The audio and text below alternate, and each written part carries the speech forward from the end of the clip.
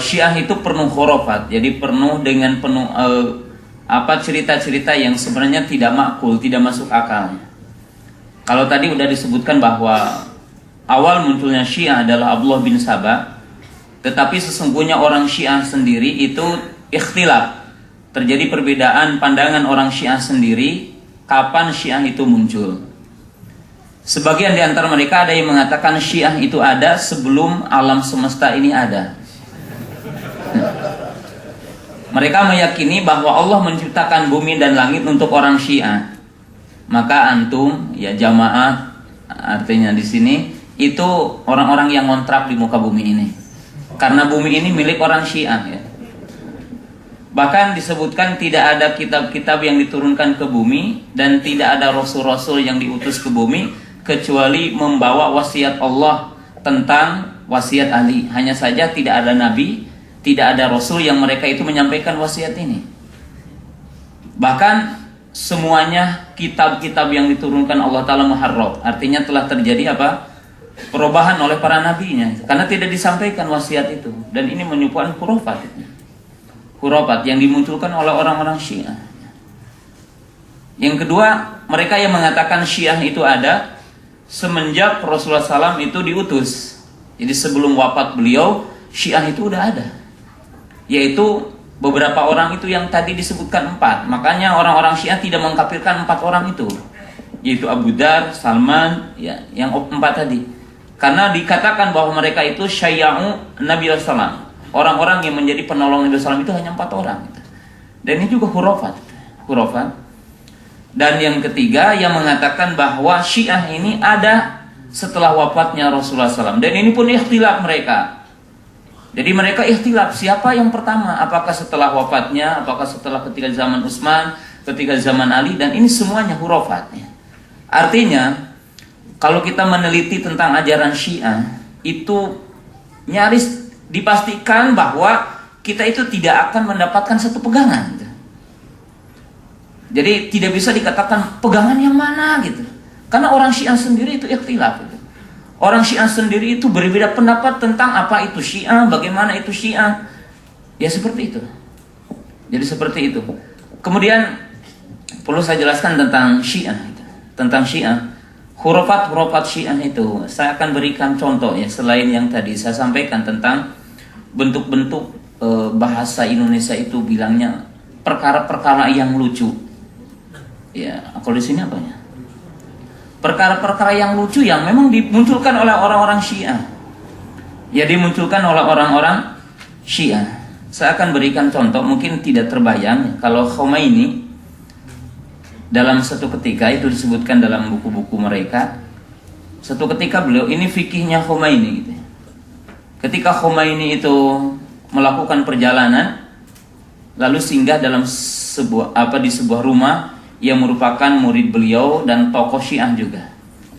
Kebetulan dia punya seorang putri yang masih kecil, di bawah 10 tahunnya, di bawah 7 tahunnya anak itu. Kemudian Khomeini tertarik dengan anak itu ya.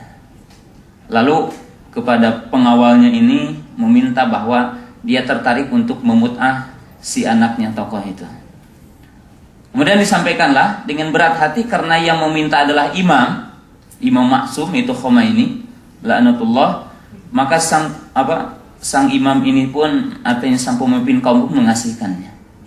Lalu di malam hari itu terdengar suara jeritan anak itu karena tidur bersama Khomeini ya. Kemudian terdengar jeritannya. Kemudian satu ketika timbullah sebuah pertanyaan, apa hukumnya mut'ah dengan anak kecil? Maka timbullah hukum fikih yang pertengahan. Ini salah seorang tokoh Syiah ditanya. Apa katanya hukumnya? Boleh memut'ah anak kecil, tetapi jangan dijima, bahasanya digesek-gesek saja katanya. Jadi disentuh-sentuh saja itu. Jadi ini menunjukkan bahwa fikih orang Syiah itu banyak khurafatnya. Seperti tadi mungkin dikisahkan tentang bagaimana haramnya arnab gitu ya. Ini khurafat Syiah. Jadi antum baca buku Khurafatus Syiah, termasuk tadi kisah nyata antara seorang ulama Syiah dengan Ahlus Sunnah. Itu benar adanya. Baca dalam buku Khurafatus Syiah. Jadi bentuk-bentuk cerita-cerita mudhik, cerita-cerita yang lucu. Dan saya akan tambahkan tadi antara Sufi ya dengan Syiah. Sufi dengan Syiah itu adalah, kalau dalam bahasa kami di Indonesia, adalah seperti umlah, seperti mata uang, yang mana seperti koin itu. Jadi tidak bisa dibedakan apa itu Syiah, apa itu Sufi gitu. Jadi punya kesamaan yang mungkin dikatakan 99% punya kesamaan. Salah satu kesamaannya bahwa tentang imam. Imam Mahdi. Imam Mahdi itu diklaim oleh banyak orang. Imam Mahdi diklaim oleh Sufi, Imam Mahdi diklaim oleh siapa? Syiah. Imam juga sama. Kemudian tentang menerima wahyu juga sama. Kalau orang-orang Sufi mengatakan hadasani qalbi an rabbi. Mereka mengatakan kami mendapatkan wahyu langsung dari Allah. Maka mereka mengatakan imam-imam Sufi itu lebih afdal dari para nabi. Lebih afdal dari Nabi sallallahu alaihi wasallam. Kenapa? Nabi sallallahu alaihi wasallam itu dapat wahyu lewat Jibril. Kalau imam-imam mereka langsung dari Allah, hadasani qalbi an rabbi. Jadi ini persamaannya. Dan dari sisi horofatnya, bayangkan ya, dalam buku-buku mudhik, artinya buku-buku yang di situ orang-orang Sufi yang membuat ketawa. Ini diceritakan bahwa orang-orang Sufi ini ya satu ketika dengan syekhnya ketemu, lalu dia didapatkan menzinahi seekor keledai himar. Lalu muridnya bertanya, "Wahai syekh, bagaimana engkau menzinahi keledai ini?" Kata dia, "Kamu tidak tahu rahasia. Ditanya apa di sana ada perahu yang bocor. Kalau saya tidak menzinahi keledai ini, maka yang di perahu itu akan tenggelam," katanya. Itu khurafat ya. Ya tidak masuk akal. Tidak masuk akal gitu. Tapi itu nyata gitu. Nyata dilakukan orang-orang Sufi gitu. Bagaimana menanamkan taklid gitu. Walaupun tidak ngerti, itu diterima ya. Ada orang Sufi ini minum homer, maka murid-muridnya protes, "Syekh, arak. Minum arak. Syekh, kan haram," katanya. "Oh, kamu nggak tahu. Itu yang kamu lihat itu mata kamu. Kalau menurut mata saya ini adalah apa? Ini adalah air susu," katanya. Itu subhanallah. Dan ini bukan cerita palsu ya.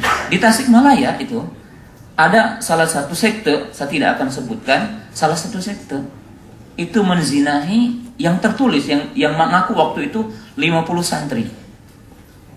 Dan itu apa? Punya keyakinan bahwa gurunya itu kalau menurunkan ilmu itu lewat perzinahan. Jadi santrinya dizina, santri perempuannya dizina. Untuk apa? Untuk menurunkan ilmu. Jadi seperti apa? Orang-orang Syiah punya keyakinan orang-orang yang melakukan mut'ah, orang yang ingin masuk surga dari wanita, maka dia harus mut'ah 9 kali. Sehingga dikatakan dalam riwayat-riwayat Syiah tentang hadis-hadis palsu, bagaimana orangnya apa? Orang yang mut'ah itu ketika dia mandi janabah, maka setiap air yang berjatuhan dari rambutnya itu akan menjadi apa? Cahaya nanti apa? Di surga. Jadi ini yang dinamakan hurufat Syiah ya. Jadi yang dimaksud dengan hurufat Syiah artinya perbuatan-perbuatan Syiah. Sehingga saya senantiasa menukil 2 perkara untuk orang Syiah. Yang pertama, para ulama dulu mengatakan hampir saja iblis laknatullah akan belajar dusta kepada orang Rafidhah. Karena orang Rafidhah ini pintar berdusta gitu ya. Maka iblis saja mau belajar sama orang Rafidhah gitu.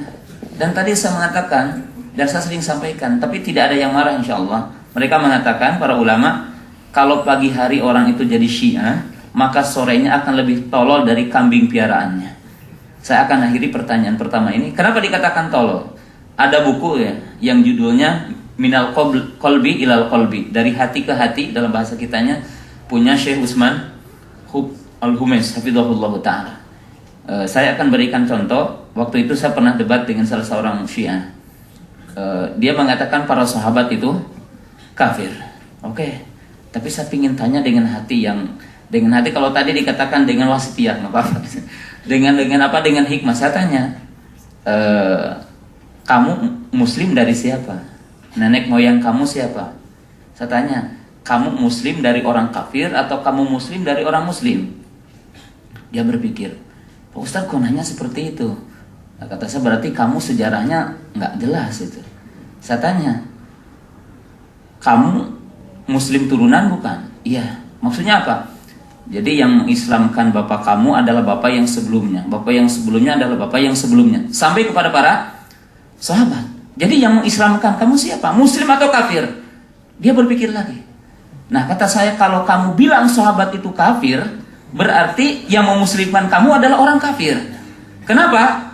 Karena sepakat yang menyebarkan Islam ke dunia adalah apa? Sahabat. Jadi bapak kamu adalah kafir. Mau nggak kamu dibilang bapak kamu adalah kafir? Kata dia, benar juga Pak Ustaz. Jadi ini salah satu bentuk, ya memang apa ya, itulah bentuk kelemahan ya cara berpikir orang kafir. Dan satu kisah lagi, saya bilang gini, Pak, saya ingin tahu, Bapak sepakat nggak dengan sejarah orang kafir perang dengan orang Islam? Ada beberapa perang, perang Uhud, perang Badar, kemudian perang Qadisiyah, kalau itu mungkin dikatakan itu sebelum kafir ya. Saya ingin tanya, Pak, Bapak tahu nggak perang Qadisiyah? Perang yang terjadi di zaman siapa? Umar ibn Khattab. Saya ingin tanya, itu perang antara Muslim dengan kafir ataupun kafir dengan kafir? Dia tanya, iya. Kenapa Pak Ustadz bilang itu? Ya kalau kamu bilang Umar itu kafir, kamu jangan mengatakan ada sejarah peperangan Muslim dengan Muslim. Dalam sepanjang sejarah, kalau dikatakan para sahabat itu kafir dan orang-orang setelahnya adalah kafir kecuali Ali dan radhiyallahu anhu dan pengikutnya, maka kamu harus mengatakan dan merubah sejarah apa? Tidak ada peperangan Islam dengan kafir, yang ada peperangan kafir dengan kafir. Kata dia, benar juga Pak Ustaz. Jadi selama ini dia ditipu ya, karena dia itu mahasiswa ya, dari Ayan waktu itu dia, dari Ayan. Iya Pak Ustaz, katanya selama ini kami apa? Bodoh itu tentang sejarah, tentang kalimat-kalimat seperti ini. Wallahu ta'ala. Terima kasih Ustaz. Tu saya kata tak sia-sia kita beli mic import. Dia skor habis ko. InsyaAllah.